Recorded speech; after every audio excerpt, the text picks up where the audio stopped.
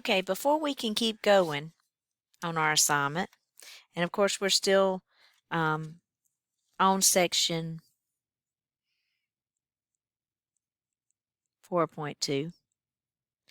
The first thing that we need to do is make sure, and you can use your note card that you already have, is you want to go ahead and write down the summation formulas that are on page 260. I'm going to copy them down. They're theorem 4.2,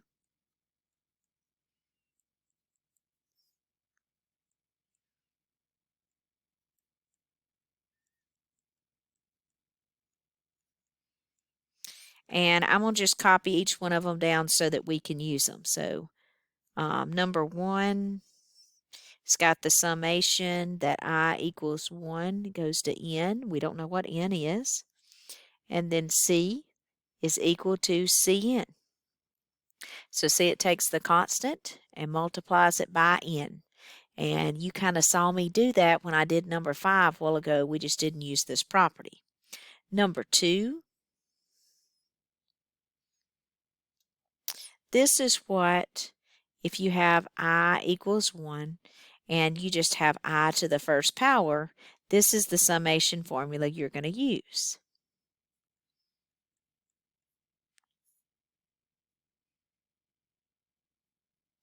All right, number 3. This is our next summation formula, and you'll notice that this goes with I squared. Well, I squared has this formula.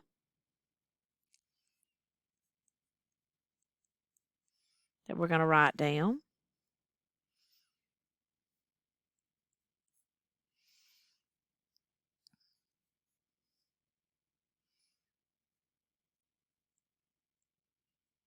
And here, this one goes with I cubed. And you're probably thinking, well, how are we going to use these? Well, we're going to end up plugging them in to find the sum when we have some higher digit numbers around. So it'll take us just a minute to get there, but we'll start with some lower stuff first. All right, so I've got all my formulas written down. You want to have them so you can see them. Again, they're on page 260. And I'm going to go ahead and flip over back to page 267 to what we've been working on. Now, I've got my formulas written down. We're working on trying to finish up 1 through 43, the odds. So now we've got 15 through 20. It says use the properties of summation. That's the ones we just wrote down. And theorem 4.2 to evaluate the sum. Okay, we're going to use the properties that we have. Okay, so that's what we're going to be working on. So the first thing that I notice is I'm going to look at number 18. We'll start with it. Well, let's do 16 first. All right, 16, you have this summation.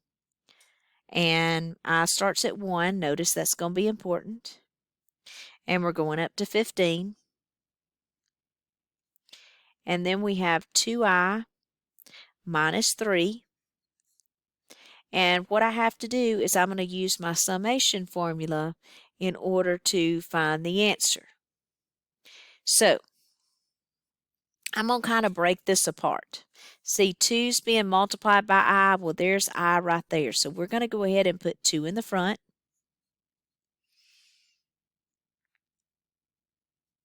And this is going to 15. And I'm just going to put my I beside it. Okay? And then what I'm going to do is I'm going to put minus. And then if you notice that the next thing that we have is a 3, so we're going to put our summation notation again.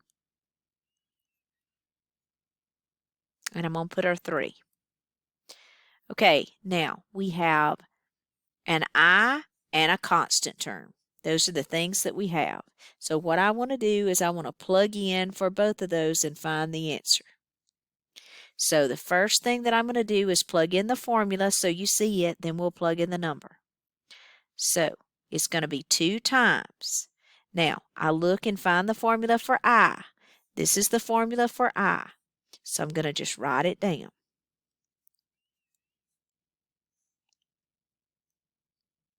Now I'm going to go ahead and look and this is a constant term. So what I'm going to do is I'm going to take the 3, write it down because that's my constant term, and then I'm going to put the n beside it. Now, you already know what your n is. Your n is 15. That's how high it's going. Because if you look up here, see it's on the top. So you're supposed to plug that in. So right this moment, I'm going to start plugging it in. But if you notice right now that 2 in the front, you see if I put 2 over 1, I could actually cancel out these 2's and make them 1. So when I do that, I'm just going to have n times n plus 1. And I'm plugging in 15 for n. Keep that in mind. I'm plugging in 15 for n right there too. Now, all I need to do is figure out what I've got. So this is 15 times 16, because that's what that is when you add it together, minus what, 45? So if you put that in your calculator, you should get 195. Now, the reason why you want to do that is because if you don't, you got to plug in 1, 2, 3, 4, 5, all the way up to 15, and then add it all up. Where I used this formula, and it was a little bit quicker. Now, we're going to go on to the next one. All right, let's try number 18. Let's see how it goes. So we have our summation notation. Okay, I equals 1. Here's a 10. That would be our n. And it says I squared minus 1. Okay, so notice what we got. We got an I squared. Remember what I did. There's no number in front, so I write my sigma notation. Put my I squared. Then I did minus, and I put my sigma notation again. And then I put a 1 because that's my constant term. Now we want to go ahead and start plugging things in. I squared. I know exactly where the formula is. It's here. Don't look at it and get scared. Just write it down. It may look like a little bit of a beast of a formula, but remember you're going to plug in a number. And then it's going to be minus 1 times n because that's what that is, 1n. Now I just got to figure out my answer. Well, I know for n I got to plug in 10. So I'm starting to plug it in.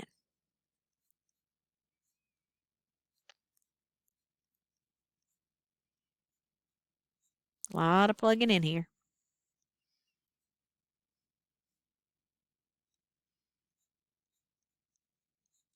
Now, I plugged in all this stuff. So I'm going to write a few answers above it because I don't want to spend all my time trying to get it all down here. So that's 10. We know that's 11. And that's 20 plus 1, so that's 21. So when we go ahead and figure out what all that is together and then subtract, that's going to be 10. The final answer on this after I do 10 times 11 times 21 over 6 minus 10, you can put the whole thing in your calculator if you want to, your final answer is going to be 375. Okay, I'm not going to do the little steps. I'll just let y'all figure that out. All you got to do is find your answer. So 375 for number 18. Okay, we're going to keep on going. I'm flipping pages now. All right, let's try another one. Okay, so when I go on down to the next one, it doesn't matter which one we pick. I'm going to do all the same stuff. So let's try problem number 20. All right, problem 20. You got your sigma notation. You've got I equals 1. And you got it's going to 10. And then you're going to distribute, so that's going to be I cubed. Well, let me back up. Let me write down what it is first, then I'll distribute. I times I squared plus 1. And I'm going to distribute because if I distribute, it's a lot easier to do my formula. It's not the point that I couldn't try to figure out without it, but if you can simplify it by distributing, that's better. See, that'll be I cubed plus I. So when I break up my formula, this is what I'm going to have. I've got an I cubed plus the sigma notation, and that's going to be an I. Now, of course, we're not on the page now with our formulas, so hopefully you're looking at your note card where you wrote them down. Okay, I'm going to flip back in the book so I can write down the correct one. Okay, so the very first one that I need to write down is I cubed, which is, we haven't used this one yet. So here it is, n squared times n plus 1 squared over 4 plus, and then I write down the one that goes with I, n times n plus 1 over 2. Okay, now, what do we have to plug in? 10, because 10 is the thing that's on top. That's our n. So I'm going to have 10 squared times 10 plus 1 squared over 4 plus 10 times 10 plus 1 over 2. So we're going to go ahead and figure out what we got going on. I've got 100. And then I have 10 plus 1. Well, that's going to be 11. 11 squared in that 121 over 4 plus 10. 10 times 11. So what is that, 110? Okay. So if you put that in the calculator, okay, and find the answer, I'm not going to do all my reducing and all that stuff. It's a pretty big number. 3,080. I've already got that copied down, so you can put the little part in your calculator and find the answer. That's what you're going to get. Now, that's all you're doing on those problems. Now, the next little section we're going to do is we're going to be flipping onto the next page and doing a few on that page. I might not get done with all the notes, but I'm going to do quite a few and help you out with those so you can get to at least number 29.